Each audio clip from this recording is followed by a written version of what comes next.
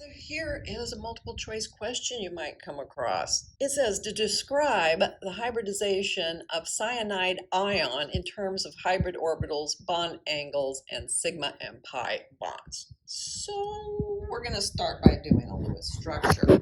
So this Cn minus, that's going to have the carbon bringing in 4 electrons, the nitrogen bringing in 5, and then there's 1 extra electron for the charge. So I have 10 electrons to keep track of. As it turns out, when I get done doing this, I'm going to have a C triple bonded to an N, and at either end we have a lone pair. This is an ion, so I have to do that. And I also need to keep track of the formal charge. So if I look at this, I say, well, the nitrogen came with 5 and it's got 1, 2, 3, 4, 5 still. The carbon came with 4 and it's got 1, 2, 3, 4, 5. So there is a formal charge here on the carbon, which is important to know. The fact that I can look at this and see 1, 2 areas of electron density around the carbon, and also around the nitrogen, 1, 2 areas of electron density, means that for both of them, the steric number is 2. The steric number of 2 has a lot of things that it tells us. It tells us a 180-degree angle. Well, that really is not a surprise since there are only 2 atoms here, right? Okay, that's not a huge surprise, but it also tells us that they are sp hybridized, both of them. So let's look at how that works. If I look at the nitrogen, and you'll notice I'm starting with the one that doesn't have a formal charge, it's normally 2s that's full, and then the 2p is 1, 2, 3. Okay, that's the normal situation. 2s, 2p. It needs to hybridize, and we want it to hybridize so that I have sp hybridization. So here are the new sp orbitals. And then there are the 2p orbitals that were not affected. These have 1 each in them, and these hybrid ones, one of them is full and the other has just 1 in it. So this is the lone pair that we see right here. This will get used in the sigma bond. So we can sit there and say, okay, there's a lone pair. This will be used in sigma, and these will be used in the pi bonds. Now let's look at the carbon.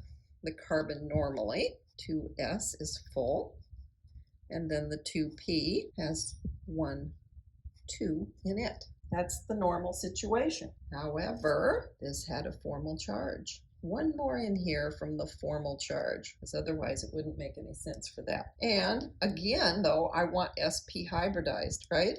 So here's my new 2sp orbitals. 1 of them is full, the other has a single one in it. Again, this guy is your lone pair, which you can see right here, and this one will be used in the sigma bond. And I also have the 2p orbitals that weren't hybridized, and each of them has 1 electron in it. So they can be used for the 2 pi bonds that I need to create to explain the bonding. So now let's look at these offerings that they gave us for the answer. You will notice every one of them says 180 degrees for the bond angle. So I'm not going to be able to use that to tell anything and eliminate any bad answers. I see that we have a sigma, a pi, and another pi. Oh, look at this B. It's claiming they're all sigma bonds. No, a triple bond is not made out of all sigma bonds, so we can eliminate B. And guess what? The same thing happened here in C. I don't even have to look at that one because I know the triple bond should be a sigma and 2 pi bonds. So it's down to looking at A and D. So let's just look at how they wrote these. You know, they didn't include all the information that we need here.